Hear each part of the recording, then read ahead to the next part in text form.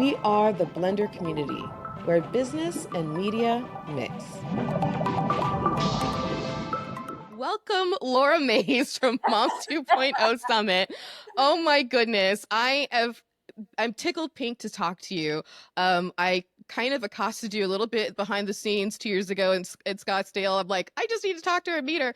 But you're so nice, and to have you on the show is such a treat. So thank you so much for joining me today, Laura. Oh my gosh, you're so welcome. Thank you so much for inviting me. And I have to say, I'm only one of the founders. I Yes, am one co-founder. founder with Mom2, but also Carrie Pacini is my co-founder, and also Marla Trevino has been there with us from the very beginning. So I am Mhm. one of a larger group, but it's not a very large group. We're kind of a small and mighty team. But anyway. Hey, as all mothers know, it takes a village. No matter what it is you're raising, a child or a community, it takes a village. So that's completely understandable. And shout out to everybody who has been on your team and helping you create such an amazing, amazing series of events. So the first question I have is, why is Mom 2.0 called Mom 2.0? Oh, great question. Well, when we first started this, we first started talking about it. It was like 2007. And at the time, I don't know, listeners, where you were in your lives at that point, but I was, I hope you uh, weren't buying a house. 'Cause right? Right. It was like 2007. The world's falling apart. We're like, it'd be great.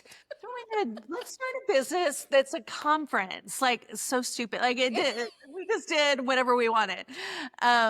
So I shouldn't say we did whatever we wanted. We just like didn't pay it. We were like, it'll be fine. Yeah.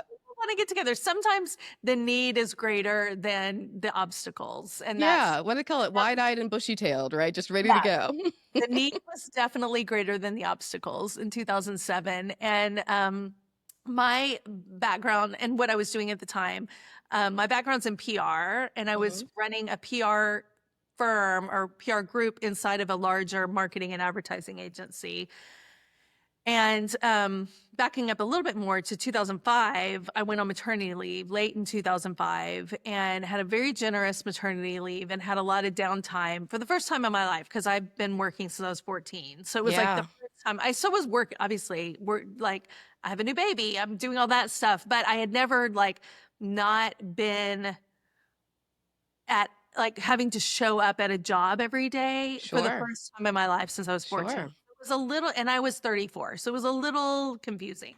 But I and also like I didn't know how to have a baby. So I was Googling like, what do you do when the baby is, how do you get them to sleep? How do you get them to, whatever you're trying to get information fast. All the questions, All the yeah. questions. And what were popping up were mom blogs, because or even the early days, 2005 is quite early days of blogging. Like they had just really platforms weren't even totally available yet. People were like coding their own blogs, or maybe Typepad was around. Right, I'd have to look right. at the timing, but it wasn't much. Like WordPress was not yet. It wasn't much. And maybe Blogger had just come out, which was the first kind of bigger platform that people used. And anyway, Yeah. long story short, I found all these mom blogs doing this research. That's strong. Being this desperate searches in the middle of the night is more accurate than actual research. But then I came back to my job, and I was I was running like the PR group, but also like the media relations group inside of it. And I said to our crew, like, hey, one of our clients was reaching out to moms, like their target market was moms. And so I Mhm. said, let's just do an experiment. Let's try. Like you guys keep pitching the people you're pitching about whatever you're pitching for from a PR media relations perspective. Do what you're doing. This group, let's just only focus on mom blogs. Like, let's just reach out to them, just look at what they're wanting, like, see what kind of response we get from that. And the group that reached out to mom blogs way outperformed the group that did the other. And so to me, I was like, oh, okay, my job might be changing. Like our Ah, jobs might be changing, guys, in the sense of like, I don't think I would say like going to like media is changing or that sort of thing, but it was like there's something in the air. And this does circle back to your actual question, which is at the time, that was in 2005. By 2007, people were like, "Oh, new media. There's new Mhm. media." And so this is before social media. That hadn't happened yet. This was new media. And at Yeah. that time, the internet was, like internet 2.0. Everything was 2.0. So this was kind of media 2.0 in that sense. But we were Gotcha. focusing so much on moms because at the time, too, the new media it really wasn't kind of funneling in different categories. There was political blogs, there were sports blogs, there were tech blogs, Oh, tech and blogs, there yeah. were mom blogs. Those were kind of the big four. And the three really were dismissive of the other one, like the tech, sports, and um, Political. political were Mhm. really dismissive of the other one. And you can imagine the makeup, the geographical, psychographical, demographical makeup of the three. Yeah, we can all guess. You can We can all guess. anything. And so the three coined and traditional media coined the phrase mommy blogs as kind of a pejorative and dismissive term. Right, it's very condescending. Very much like, oh, those mommies just doing it. Like we're doing big and important things, and the mommies, whatever, mommies. And so we were like, oh, no, no, no, you're not even, you're not reading what's happening over here because it was very much a sacred space.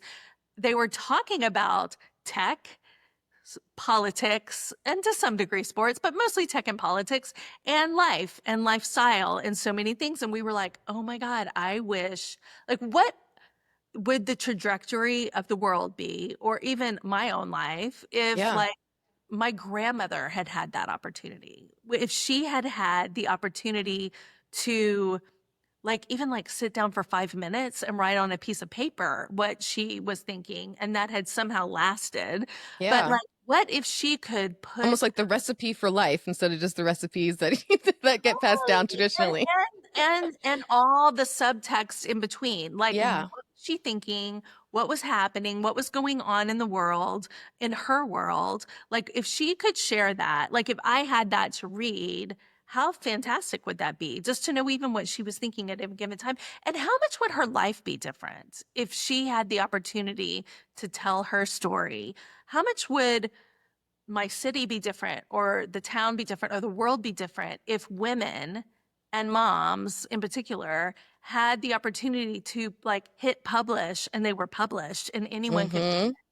And as like, a woman in Texas, I could read, or a mom in Texas, I could read what a mom in North Carolina, or a mom in Florida, or a mom in New York, or a mom in Seattle, or a mom in Africa, or a mom in Asia, or whatever, if they were thinking at that time. And Yeah.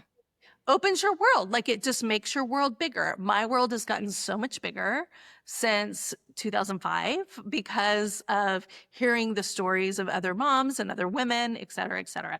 So Mom 2.0 came about because and I don't do short answers. I don't do sound bites. I'm so sorry. I'm This like a is why we're storyteller. podcasting. It's long form for a reason. I love it. Keep going. Keep going. I lived in Houston at the time, and Carrie Pacini and Marla did as well. And Carrie and I used to always meet up at these. We'd go to these like tech meetups at the time, or Mhm. even I don't know if it was social media. Social media wasn't quite a thing, but like just tech startup meetups, kind of in Houston. And we would go and we'd be like some of the only girls in the room, and we Right. would find each other and talk. And I was like, oh, do you what, do you, everything everyone else was talking about, no one was talking about the kind of what our experience of the internet. And Mhm. so she had started this sort of like, the best way, it was called Op Mom. The best way to describe it is like Facebook for moms, like before, when Facebook was just in colleges, like Mhm, mhm. Facebook wasn't a thing yet. I mean, it was, but only if you were in college. Right. And so it was that for moms. It was really, really well done. And we met and we were like, it would be so great if, I'm reading all of these blogs and all of this stuff. It would be great. And I'm seeing emerging new industry opportunities. I'm seeing marketers come into this space. I'm seeing media come into this space. I'm seeing how everyone's kind of reacting to each other, sometimes perfectly, sometimes terribly. And like, wouldn't it be great if we could get everyone in the room and have like a conversation between moms, marketers, and media to establish this industry? Yeah. Essentially, I mean, Blog Her was around. I think it started in 2006, 2005, maybe even. And but it was more hobbyist, and it was more issues oriented, and which is great. And what we were looking for is just real more industry focused stuff and more niche. Blogger was quite large, and we were looking for something smaller and focused on the business of this new industry and kind of bringing together like a leaders conference, an industry leaders conference to talk about what works, what doesn't work, and a networking opportunity, because that didn't exist, and for this group that was really trying to make a business out of it. Yeah. So that's how Mom 2.0 came about.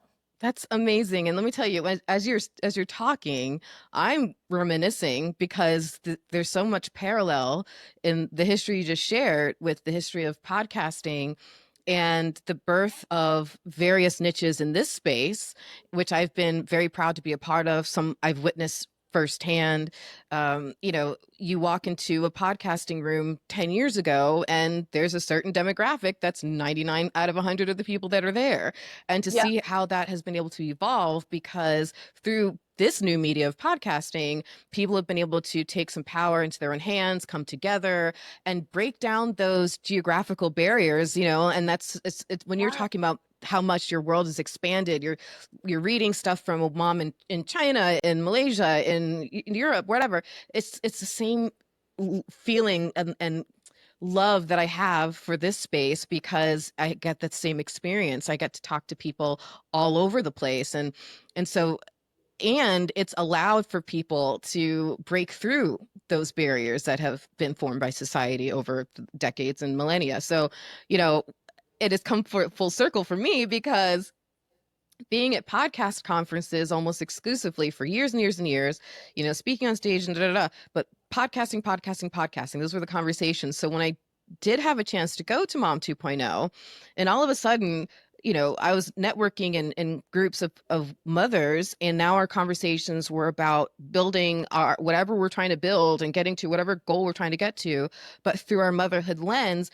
It was like this massive aha moment for me, because I realized, like, part of the reason why growing a business has been so frustrating and difficult is because a lot of my mentors, and I love them, God bless them, but they're all men. And so if they'll tell me something, this is how you do this, or this is what you need to do that, this is how you plan X, Y, and Z, I'd be like, well, that's great. Now I need to take some time and filter it through my motherhood plate and reality of my world that I know you just don't understand. And so that's nice, but what happens if my kid gets sick the day before I'm supposed to hop on the plane? Like, that actually has happened. Actually, he didn't get sick. He fell and split open his lip, but that's another story. But that's Or that's the it's kind like of thing that, whenever you go anywhere, you're like, no one move. No. right. Right. Activate the bubble wrap. Let's go. Exactly. Bubble wrap yourselves. Let's go. Mhm. So, but it was so nice to have conversations with people who understood that Yeah. we didn't have to break that down after the conversation. It was just naturally embedded within the conversation. So when I went to my hotel room, I think after the first or second night, it was like it just all kind of came to me that as much as you were saying, I wish my grandmother, what would her life have been like if she had been able to read all these things? I realized what my life would have been like if 13 years ago now, I'd have had available a community of women, of mothers who are trying to build things and can give each other mentorship and have the filters just evaporate and disappear because they're not necessary. And that's Yep. why I started what I started. And so to have you tell that history, it's felt so familiar to, They all yeah, overlap. It's like a tapestry where yeah, everyone's story kind of comes together. Yeah. absolutely. So now how long has Mom 2.0 now been running? How many years? This will be 17. 17 years. Oh my gosh. And for the record, your kid's 19. So It's nice. you really did start them both. And I think for me, I started my business like when my son was about a year old, so very, very similar. Mhm. So my question then is, how do you feel like, obviously your motherhood was certainly an impetus for starting all of this in the first place, but Yeah. how has it now, how did it continue to influence your approach to building Mom 2.0? Were there lessons that you learned or skills that you realized within yourself, after, maybe researching a bunch on how to do XYZ? Were there things you discovered about yourself and learned that you can now project into how you build Mom 2.0? I think it's a great question, first of all. So thank you for asking that question. Mhm. Um, I a couple of things come to mind. One, I think for me, Mhm. and everyone has their own journey and their own story and their own reason why they're here on this, spinning rock. Mhm. But for me, I think pursuing this job and this honestly creating this job for myself Yeah. and and I mean me and the team, everyone created I'm one of many that created the job for herself. Um, it allowed me a couple of things. One, it allowed me a little more, I don't want to say freedom because that's not the right word, but it allowed me space Mhm. to create the life that I wanted to create as well. Because I wasn't in a like treadmill or hamster wheel or whatever. Like I have to be at the desk at this time. I have to da da da da. And there's nothing wrong with Right. that. I've done that for most of my life, like straight up. But it did when I look back on it, it was, and my husband and I were just talking about this the other day, like it did allow me space to be like, okay, Carrie and I built this business together as moms to build it around what we needed and what our families needed. And I don't take that for granted. It was Yeah. such a blessing of riches in the sense of like having that. But we were able to be like, you know what? We don't really work in the summer, or we don't work hard in the summer, or we figure it out, like, especially when our kids were little. Mhm. And it's always like, as any parent knows, it's like you have one set of muscles that you build up between, 0 and 2, and then another one Oh from God, yes. 6, and then another one from 7 to 10. And then it's just different. Like, as soon as you get something, you have to totally put it behind you and learn something else. I only have one child. So it was like, we just got that and now we're in this, and then, like, we'll never use that again. I have no Right. other children to like use this on. Dang it. I'm never going to use that skill again. But like Pokemon cards, like that was such a blessed summer that we were doing Pokemon Go. I loved it so much, but I had the opportunity, I had some space. I could carve out my own space to go hunt Pokemon cards in the middle of Pokemon Yeah. card, people, visual, whatever tech, Little monster things. Yeah. monsters in the ether on your phone, like in the middle of the day, whatever it was. And like that, I'm so glad I had that time and that I could do that. So I'm really grateful for that. And then also, like, it gave me starting my own business, or it could be for someone else, like creating their own art or volunteering somewhere, or whatever that thing is that gives you spice and power and joy and energy, whatever that is that gives you energy. For me, it was this. And, it also gave me confidence as a result. Like I never stopped learning. Like I was always learning something new. I was always having to figure something out. Like it it made me a better person. And so then that made me a better mom because I wasn't Mhm. like putting my stuff on a kid or putting any expectations. I mean, of course we all do still, but just lesser than. Like I was more in my own space and confident and healthy in that. And Mhm. so I think that was helpful as well. And I You know, see that again and again with different yeah. doing their own thing. Yeah. That is. When I was, I'm still connecting some of the dots for myself. Mhm. Literally this earlier this week, I just had this moment where I was driving my son home from school, and I realized, oh my gosh, I get to drive my son home from school every day. He never walks into an empty house. I was a latchkey kid growing up. And Mhm. so, no one was home until sometimes 6 o'clock or later. And so to know that for him to know that has time with me, even if like right as soon as we walked through the door, okay, I have to get back to work. He at least had the 25 minutes in the car. We talk about life and whatever. And that has been, there's no price you can put on that. And so I think a lot of women who attend Mom 2.0, I certainly had some great conversations, a couple years ago in Scottsdale. That's a lot of their motivation.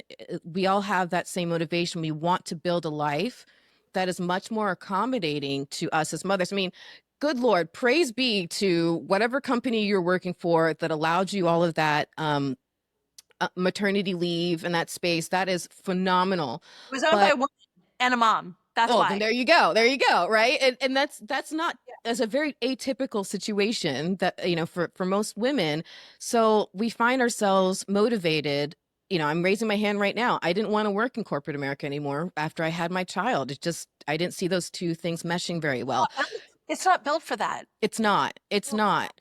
Do To you your point find that Yeah. Do you find that that's a lot of when you talk to people who are attending or people who are speaking, do you feel like that's a through thread for the community at Mom 2.0?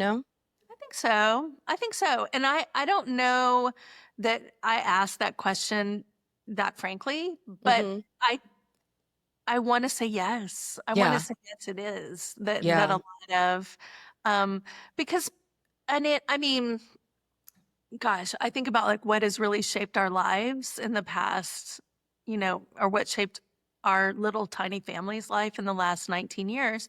And, one was and the internet, the proliferation of communication through the internet. I know the internet was pre 2005. I know that. But like the growth and development of it, and social media has a ton. It has its downsides for sure, but it also has its upsides, and we're just focusing on the up right now. Right. Um, and or at least in the context of this conversation. And then I think the pandemic as well has like terribly negatively and wonderfully positively affected our family in different ways. Mm-hmm. Um, and more the negative, let's be honest, as a global community. But Right. there are one good thing that came out of the pandemic is the tech that had to come together very fast, Yes. or that was already in development and that was launched, and money was put in, it was grown so quickly to where it was like, I remember the first time I learned about, like, the day the pandemic started, I was like, learned about Zoom. And my husband was like, yeah, we already know it. It's Yeah, I like, was gonna say, so for some people, it wasn't necessarily the new tech, but they're now having to adopt into yeah, it, whereas they may have been like, absolutely not, or blinders on, and yeah, so was around, but no one was using it. So like just the world and corporate America and everyone having to create, there was so much like crappiness about like having kindergartners doing school. I mean, it was terrible. it was terrible. But Yeah. I mean, don't want to take away anything how crappy it was, because it Yeah. was. And I mean, as someone who runs an event company, let me just say it was terrible. I But can imagine. yeah, we had to cancel the next two event. One event was about to happen in 3 weeks, and we had to cancel it. Oh So, gosh, and all that everything had work. already been done. Yeah, and everyone had bought tickets and sponsors it, and it's the whole thing. That's another conversation. But I think that just that it allowed an it allowed all of us, it allowed a generation, and it allowed everyone to have more opportunity for flexibility, You because know, we had to, and then you can move that forward. And so yeah. You say that was in a whole nother conversation about, the shutting down of things, right, just weeks before they were supposed to happen. But I think it's still part of the same conversation. I mean, a moment ago you mentioned, how the stages of life of your child, you learn something, and just when you finally think you got it, like all of a sudden here they are flipping the script on you. oh, And that's kind of what happened. You had to be extremely adaptable in that moment, and not freak out, or at least not for long. I don't know if you did or not, but not for long. And like, you had to figure out, what do you do? And you're in charge of, this whole community of people, their speakers and vendors and all this stuff. So to a certain extent, I think it is part of this, it's still part of the conversation, because what you had to do to adapt in that moment very much reminds me of what we have to do throughout adapting as our parenting styles as our kids get older, or adapting whatever business we're doing, because there's new tech or new challenges or new whatever on the horizon. And Yeah. so when it came to that moment, are you comfortable sharing a little bit about how you guys adapted when struck with the pandemic and seeing, oh my gosh, the writing's on the wall, this is going to be canceled? Like, how did you handle that? I mean, yeah, again, it takes a village. And I totally credit Carrie Pacini, my business partner, and John Pacini, her husband, who is also our head of sales. And at that time, he was really kind of stepping into more of a CEO role and managing a lot of different a lot of different things. And so I credit them for, they're always like, in opportunity, there's chaos, kind of, or opposite. In chaos, there's opportunity. Actually, there's both. It's both. Both are true now that I think about it.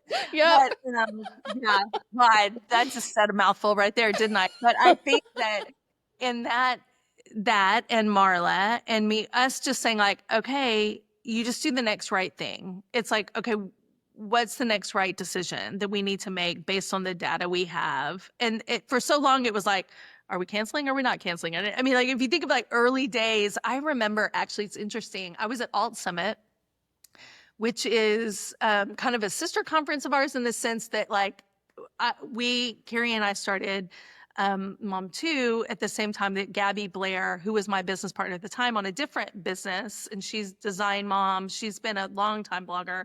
We had another little company called Curtsy, Laurie Smithwick and Gabby Blair and I. Anyway, so that all kind of was happening at the same time. The internet was like a playground. Did that? And people were like, Yeah, let's yeah, do this. Let's try this. Da, da, da, yeah. da. Which it still is. And then we she started Alt at the same time. Anyway, I was at Alt Summit, and I remember Shannon Watts, Shannon Watts is speaking at Mom2 this year. I saw that. He was speaking at Alt that year. And I live in Austin, and this was like the last week of February, first week of March, something like that.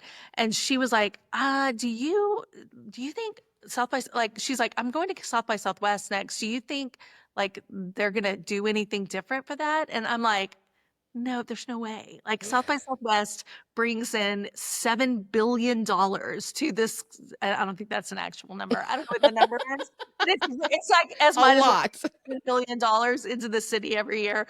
There's no way they're canceling that. Like, what? No, our whole city would have to shut down. Fiscal year would be over.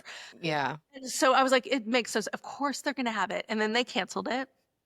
And then, so it was sort of like everyone was like, oh my gosh, what is even happening? And you're Yeah. just like making the best decision you can. Like, at first we're like, well, I mean, it's March. I think by May we'd probably be fine, because I think we were the first week. It was the first week of May. It was going to be the first week in LA.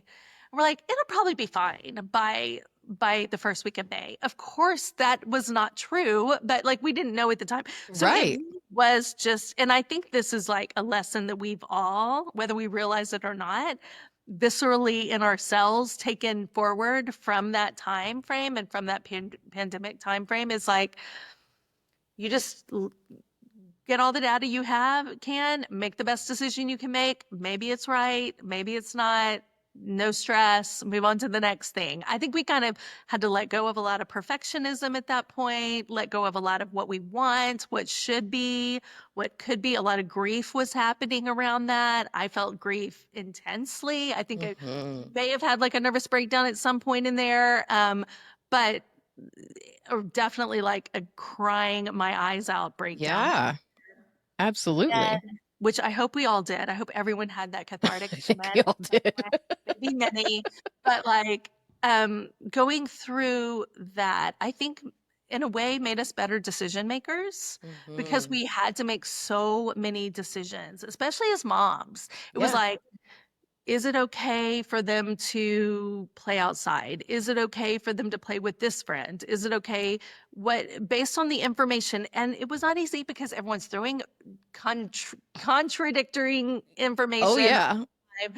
But just doing your best to be like, okay, I'm just going to go with my gut. I'm going to do my best, and maybe it's right and maybe it's not. But if it's not, we'll just like dust ourselves off in the next thing. I think as moms, we had to make, so we carrying all the mental load, like Mm-hmm. our 90% of it, whatever the data is, give them their 10%. But like just so much, I think that we're stronger, more fortified humans coming out of that in a sense. If we may not give ourselves that credit. Yeah. I think we should give ourselves that credit that Yeah. like our decision making skills and our ability to pivot and our ability to shift and change course and also not beat ourselves up. Hopefully, in theory, we don't beat Yeah. ourselves up about it. I think we're better in a way than we Yeah. were before, but I don't think we believe it because we're so busy. Yeah, I remember even something like leaving the house and driving somewhere and seeing how desolate the streets were. Like it just little things like that just were moments of kind of shock and awe, and it just took a lot to adapt. And I think I was in March, I was at a conference in Orlando, and there was all this chatter and things are getting shut down, and I'm very good friends with the organizer, and he's freaking out because the city of Orlando is slowly shutting down all these conferences all around us. And I think we were one of the last ones that was allowed to complete. But, then it became, okay, what do we do about next year? And so in a moment of just everything of chaos, there is opportunity, because not only is there opportunity to discover how adaptable you are, how much fortitude you have, how much resilience you have, but also to be creative and come up with something Totally. new and different. Totally. And I was wondering when I was thinking back in preparation for this conversation. I was thinking back to some of the conversations I had at Mom 2.0, and women who created a special sports bra for when you're lactating because nothing like that was on the market, or a mom who created her label company because she needed better labels for her kids stuff, and she's like, you know what, I can't be the only mom out there, this is opportunity.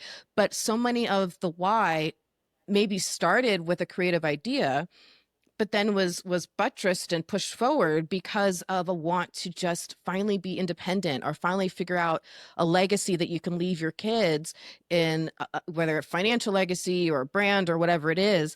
And so in building Mom 2.0, and as your son has grown up with it, as part of his life, what do you hope that he has seen and learned just watching you put this together with your team, don't want to be your team, but I'm what do just you think, on the team. Yeah. what do you hope that he has learned, that he can do in his life as he's watched you?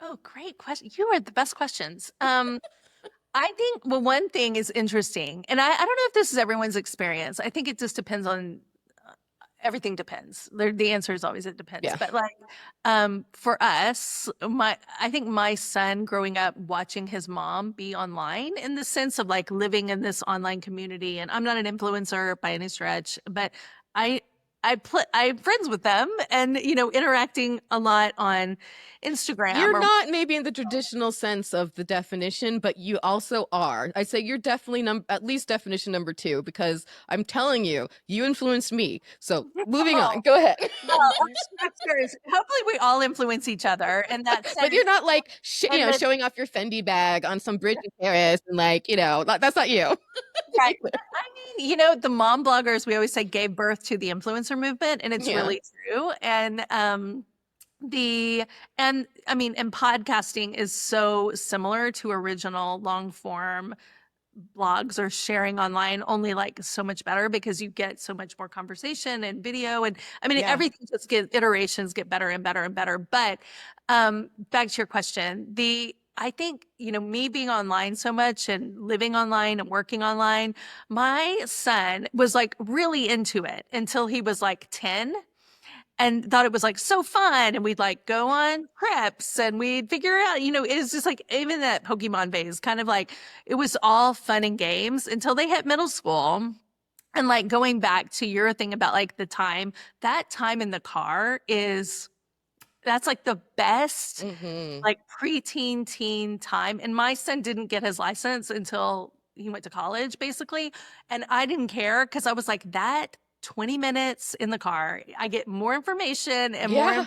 more, but anyway, the point is that when your mom is doing social media and you're in your teen, it's not cool. No interest in that at all. There was no kind of like worry. He was like, that is for moms. Like grew up with this idea that like social media was for moms. So not interested in it. I think also I think, my mom worked the entire time I was growing up, which was very informative to me, even in the time that I grew up in the 70s and 80s, to Yeah. see, it was like everything's a non-issue. It's like everyone in the house is equal, like the adults are equal, and then there's the kids. And so like my parents modeled very beautifully for me, shared the equity. They shared responsibility, they shared resources, they both brought things to the table. That everyone is working, everyone's contributing in their own way, and there's lots of different ways to contribute. Doesn't just have to be work, but for my family it was, and in my family it is. And so I think it was, open communication. Mom's working, I'm working, you better work and study for your tests because I'm over here, I have a deadline tomorrow too. Like just kind of modeling, like, Yeah. That this is what structure it's and like that, yeah. to like make a commitment and meet a deadline and work hard for something. And sometimes it works and it's great. And sometimes you fail and that's fine. It's just a Hmm. learning opportunity. So I think it's just that bigger picture life stuff that is just good to vocalize and verbalize. And I think that's like, if you look back and you're like, God, what could I have done better? It would always be like, oh, I wish I would have like talked through things. When your kids are little, you talk through like, now we're going to do this and then we're going to do that. And this is what this is. And this is what that is. And when you get older, at least for me, I lost that muscle and wasn't always, saying like, ugh, okay, that didn't work. And so this is what we're going to do. And da, da, da, da, da. And I hear people, especially around dinner tables. This is where this is really effective. For those of you who still have like littles and middles and, high schoolers at home, to talk about your day, talk about Hmm. your day. Don't just ask them about their day. Like you're a reporter Yeah. trying to get information, because usually you are a reporter trying to get information. Yeah. Also share with them, even if they seem completely bored and totally annoyed and not interested at all, they're listening. And also you're modeling to them kind of Yeah. what's next. I'm going to share with you probably a very, very proud mom moment I had because it speaks to what you just said perfectly. So, my son, his name is Jordan. He just turned 13. Um, but he came with me to my first conference, his first conference, I think when he was maybe 10. Mhm. And we walk into the venue and he is so timid. He's back to escalators. We were talking about escalators earlier. Back to escalators. He was too afraid to take the escalator Mm. down from one level to the other. In case you're wondering what I'm talking about, escalators are part of our pre-recording, but don't worry about it. So we're talking about escalators. He was too afraid to go down. Well, he saw me in action and saw me talking to people and started to come out of his own shell to the point where by the time we were ready to leave, he's like making a game out of going up these escalators and stuff. And then, but something really amazing happened. We had met this woman who had founded a platform the day before. And at that night, there was a big party going on that a lot of attendees went to. It was offsite. And, I didn't want to bring my son to the bar. So I said, you know what? We're just going to find a nice quiet corner over here and we're going to catch up on. I forget what we were watching Stranger Things, actually. So I'm not a perfect mom. So let him watch Stranger Things, whatever. But we were catching up on Stranger He learns Things. storytelling. He learns the art of storytelling. That's good. That's good. So we're sitting there watching, and here comes this woman up the escalator. And she walks over and starts talking to us and everything else. And then she and I kind of just turn into our own little conversation. But out of the corner of my eye, I see my son up to something, right? And so you kind of split your brain. You're like, what is he doing? Mhm. And I see Yep. him moving chairs around and taking his camera, and he fished my tripod out of my bag and he's setting this whole thing. He comes over and he asks this woman, hey, can I interview you? What? And then he sits her down. He had made a set, essentially. He had made a set, and then he sits her down and interviews her for like 20 minutes. And it was a solid interview. I couldn't believe it. But it's so Oh, true. Like he had just they're sponges and they're watching you all the time. And yes, it just there's was like 12 amazing to life me. skills. That's like 12 life skills right Right. there. It's like, oh, you're checking so many things on the list. It just have I could not believe it. And so, yeah, whether it's they're passively watching you, they're observing, but also to get more to your previous point, engage them in that conversation because if I'm sure at some point during those couple of days, he and I had talked a lot about what I was doing, what was going on, what my goals were there. they're listening So to everything. everything. Everything. So we're gonna wrap up here in a minute. I just want to ask you a couple more questions. Mhm. Um, what problems, when you were originally creating Mom 2.0, or even right now in its current iteration, what problems do you hope that Mom 2.0 solves for women who attend? I hope it gives them a place to network.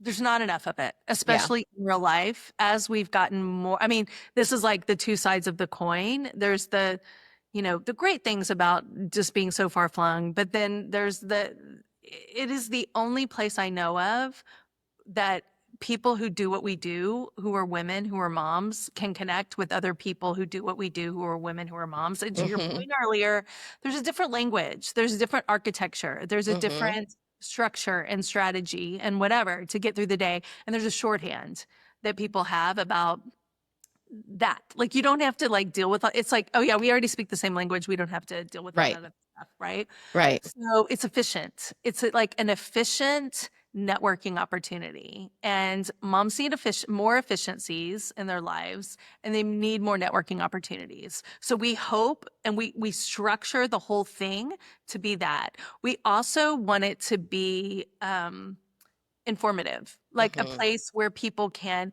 get the information that they're looking for, no matter, and it's a big industry. Like there's a lot. It's not just one thing. There is podcasting, but there's also marketing, but there's also Retail. running your business. There's also, how do you do your taxes? How do you do, I mean, there's Hmm. a lot that as we all have to think like it's like looking at the inside of our heads, Hmm. honestly, like looking at the programming, we want it to be like looking at the inside of your heads, like what you've been thinking about.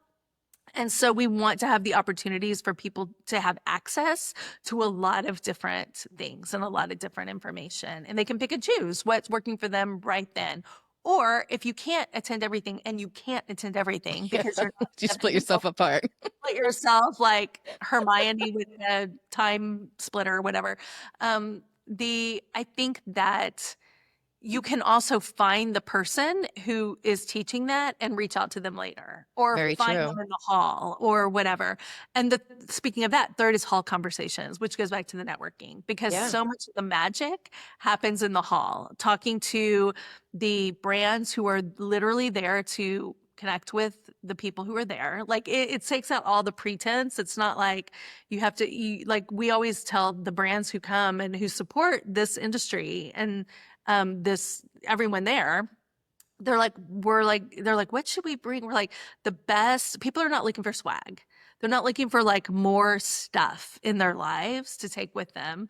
They're looking like the best um swag is your business card, like, or Hmm. your connection or whatever. Hmm. So connections are the best thing that we hope people leave with, that they leave with like, you know, 3 new pieces of knowledge, 3 new business acquaintances, and 1 magic moment. Like, that's we hope for everyone.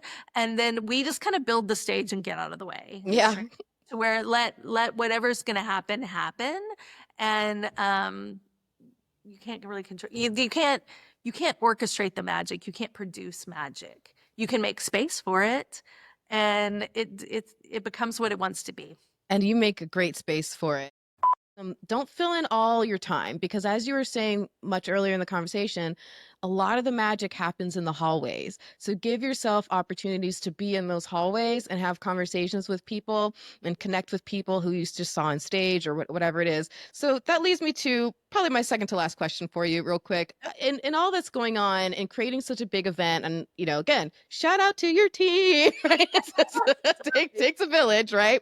But do Yes. you ever have an opportunity to just sit in the audience and take a moment and absorb and live in that moment and be present and kind of soak in some of the magic that's happening on the stage? Do you ever get a chance to do that? No, not really. I had a feeling that was going to be your answer. Does any mom, I mean, like, does any bride or mother of the bride or whatever do that at their own wedding? No. I No. will say one time, what came to mind when you were talking about that one time, we had a very surreal experience, and it's only because I didn't know it was about to happen. They very wisely did not tell me, because I would have been too whatever. So I could be in the moment, because I was like, what the crap is happening right now? What? And that is a few years ago, Kristen Bell spoke. She was one of our keynotes, and she was doing this series with Ellen, the Ellen Show, and it was called like the Mother Load or something. No, it wasn't the Mother Load. I have to look. I can't remember what it was called, but it was funny, and they did these different series, and so she was speaking, and they had already planned this. And like the crew had come in, they had the whole thing set up. They had this like very complicated camera set up. And I was like, why do they need that? But You're trying to connect dots to what you know is on the schedule. I was like, I don't know why you need that, but whatever. I'm not in Hollywood. I don't know what's going on. And at one point she was like, you know what I've always wanted to do? I've always wanted to crowd surf. So I'm now going to crowd surf on the moms. And she turned around and laid back, and everyone like kept her up. And I didn't know that was going to happen. And so I was like, whoa. And so I was very present in that moment, because I really was like, oh my God, no one dropped Kristen Bell. No one dropped Kristen Bell. No one dropped Kristen Bell. Oh my gosh. Well, she's tiny enough. I can see it working. No, right. I mean, it's like, it wasn't that big. It's like a football still. But still, we had no idea. There was no, and they wisely didn't tell us, because I'm sure we would have been like, no, I don't think that's a good idea. I don't think you should do that. And they were like, we'll just ask for forgiveness. But anyway, that was one moment where I was in it. And I guess the lesson there is to like, let go of your expectations, let go of everything, like be present in the moment. This is like a life lesson for all of us moms, especially as the kids are growing up, instead of like worrying about all the details of the day or do we have what we need to eat, which is important. Eating is important, don't get me wrong. But like, don't get caught up in the minutia, right? Like sometimes just like let it go and like be surprised and be in the moment. I guess it's good. You're giving me a good lesson to move into this 17th Mom 2, is that I need to have more moments like that. Well, you know what? Whether it's literally crowd surfing or figuratively crowd surfing, attending Mom 2.0 is a great way to feel lifted and supported and in community that hopefully won't drop you. That metaphor?